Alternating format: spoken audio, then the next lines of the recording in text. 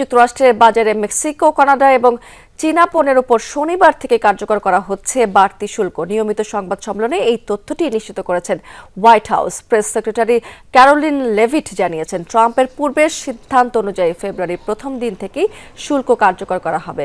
Antioxidant ও flavonoid সমৃদ্ধ fresh premium টি এক কাপে কাঁপিয়ে দিন। মেক্সিকো এবং কানাডার পণ্যের উপর 25% এবং চীনা পণ্যের উপর আরোপিত হচ্ছে 10%। হোয়াইট হাউসের দাবি, এই তিন দেশ থেকে অবৈধ পথে বিপুল পরিমাণ ফেন্টানিল প্রবেশ করে যুক্তরাষ্ট্রে, যার ব্যবহারে প্রাণ যাচ্ছে হাজার হাজার মানুষের। এদিকে যুক্তরাষ্ট্র শুল্ক আরোপ করলে পাল্টা পদক্ষেপ নেওয়ার হুঁশিয়ারি দিয়েছেন কানাডার প্রধানমন্ত্রী জাস্টিন ট্রুডো।